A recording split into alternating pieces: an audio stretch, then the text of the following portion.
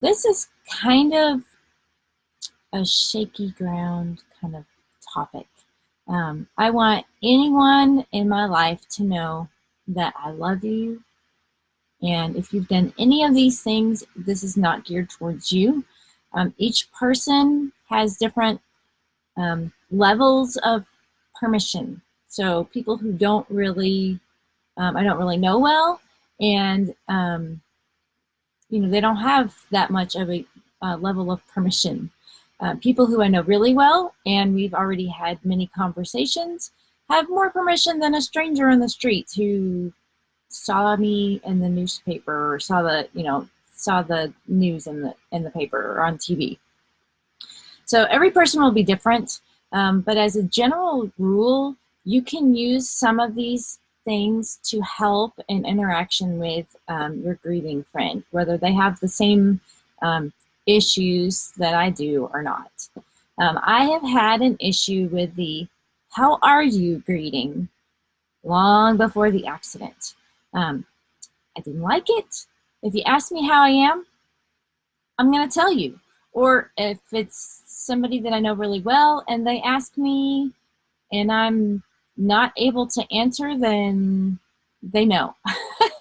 I can't keep it from my face because I answer it for real. I listen to what they say, what they've asked me, and I'm answering it. And I can't say that I've never said the fine thing to somebody else, but most of the time, I don't.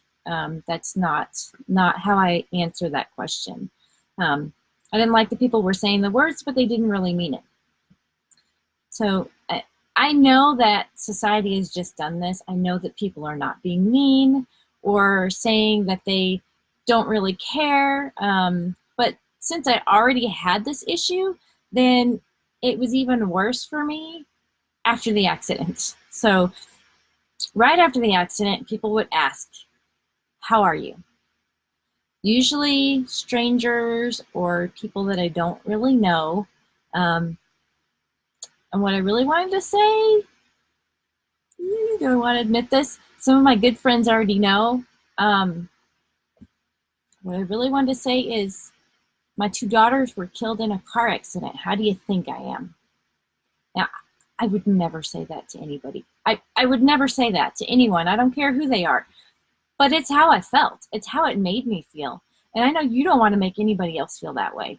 I don't know if anyone else would feel the same way. I gotta think there's some people who would feel that way.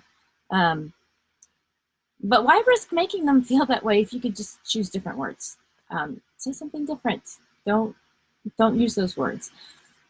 Some people that I know and had a level of permission asked me, and depending on the day, I might say, "You're not allowed to ask that question. Can't ask that question right now. Can't ask it today," because I wasn't able to deal with answering the question. Because every time someone asks you that, it's like one of my friends that I told what I really wanted to say told me, it's like everything that you're feeling, that you're trying to hold inside and you're trying to keep it all down and hold it. When someone asks that question, it's like it's going to escape and just bleh, all over people. And nobody wants to live in that place. I mean, we all have those times. I mean, I'm not saying I don't do that. I definitely do that. But I don't want to do it all the time. I don't want to be asked that and have to go through letting all of that out every time somebody asks me, "How are you?" So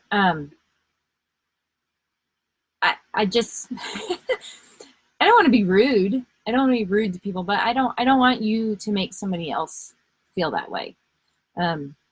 One of the hardest things for me when going back to do shows is that every person that walked by and came to my booth said, "How are you?" Almost every one of them, because that's just what people do.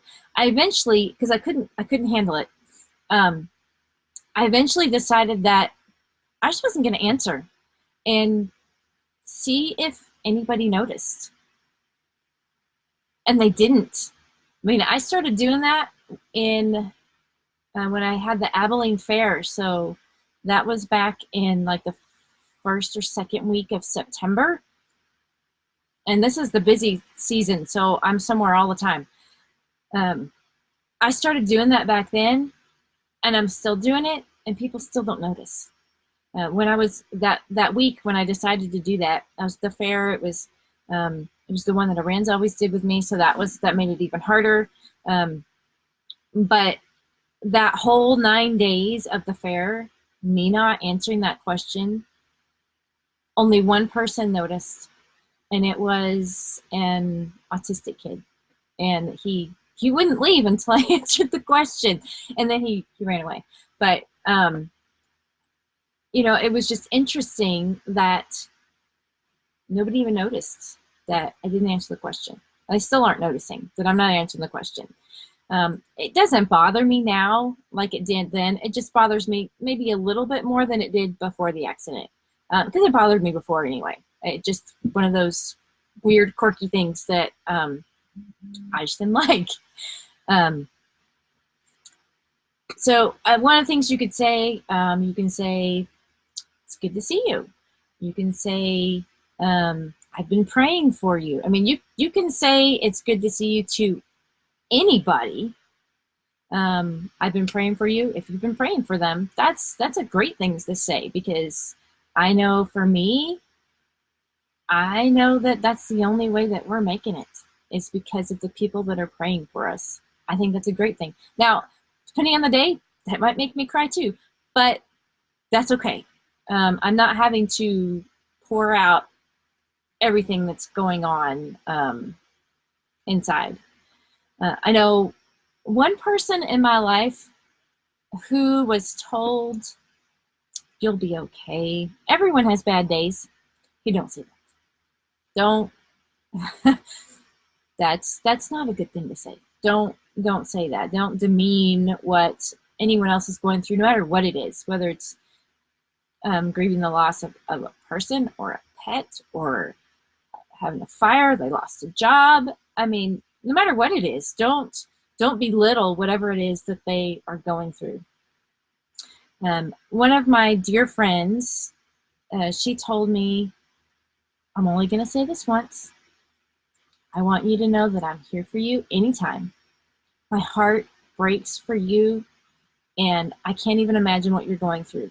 We can talk about anything, anytime that you want to, but I'm not going to ask you questions. And just know that I'm praying for you, and I will be here whenever you need. That was awesome. I probably had shared with her that I didn't like the how are you. So she was trying to figure out how to help me and be there for me without doing the things that made it harder for me. And I really treasure that she was able to come up with those words and to do it in that way. Because I know that I can tell her anything. I can tell her having a hard time. Something's going on. I have a lot of really great friends that have done great things. I have friends who periodically check on me at random times, a random text, you know, telling me that they're thinking about me, letting me know that they're praying, asking if there's anything I need. You know, those are all things you can say without saying, how are you? And like I said, some people have that permission, but some don't. When Iran's birthday came up, so anytime someone's birthday is coming up, or holidays, it's going to be hard. Many people sent me messages letting me know that, you know, they were thinking of us, they were praying for us. You can, you know, tell the person maybe a favorite thing about the person that's having, you know, that would have had a birthday, maybe what you miss about them. Those are all great things that you can say to people. Depending on the person, do it in a text, unless you know that they prefer phone. If you don't know, you can ask. Asking is way better than just fumbling through. They will appreciate that you care enough to ask what is better for them. Sarah is very social, and I'm sort of social, but it's different now. I don't always want to confront all of the how are yous. Even going out to eat, especially in the beginning, was difficult because people I don't even know, people who they would just come up and ask, "How are you?" And I didn't even know who they were. That same thing about just like it's all on the surface and you're trying to keep it in. Before get-togethers or events that you're going to go to with that same person, you can check with them ahead of time and see if they need someone to sit with. I have friends that will send me corny jokes or memes when they know that I'm having a hard time. Just send me, or even when I'm not, they'll just randomly send me those kinds of things. And those are really neat because they're thinking of you, and they might put a smile on your face at the same time. I was telling a new grieving friend that I recently met through Facebook how I can talk on video, but I can't do it in person. Don't ask me in person. And she said something that was really profound to me. She said, that's because you aren't in control. In a video, you can control when it ends. You can control when the conversation ends. I mean, when I press the end button, I'm done. I'm out of here, and I'm not talking to anybody else. But in this case, it's just, well, me talking to you, really. I'm saying what I plan to say. There aren't any questions to trigger anything. So that's something that's easier. So it really resonated with me. It made perfect sense. If I go to a social gathering and there are people who feel the need to talk to me, and I don't have one of those safe buddies with me that came, I can't just run away. The same thing with on the phone. I wouldn't answer my phone for a long time because I was trapped in that conversation and I couldn't get away. I remember somebody answered the phone with, and they called with a purpose, but then they were just chit-chatting, and it just seemed so empty to me. I didn't want to chit-chat. It wasn't something that I was ready to do at that time. So, just find out. Do they really want to be on the phone? Would they rather you text? If you text them first, and then they say, hey, this will be easier on the phone, pick up the phone. That's way easier. So now you have a little bit of insight from the other side of grieving. Mostly just think about what you say. And if you don't know, then ask. Ask them instead of just fumbling around. Be safe and text first. That way they can take it on their own time. It might not be a time when I can handle whatever it is that's going on. I might not be able to handle a conversation right now, but if it's a text, then I can wait and pick it up later and deal with it on my own terms and when that works better for me. So that was kind of, I hope you found some wisdom in my feelings on dealing with conversations and socially with people who might be grieving. And it doesn't matter if, someone who's lost someone in their family, lost their pet, lost their job, anything that they have, just don't belittle whatever it is they're going through. Everyone needs to be handled gently. I found 5 questions that you can ask other people to start real conversations instead of just, how are you? So whether it's at work, in the elevator, or with friends, you can start real conversations and not just be saying words that you don't really mean, or make the other person vulnerable by having to answer. And if you would like those 5 questions to start real conversations with other people instead of how are you, then shoot me a message and I will get those to you. Thanks.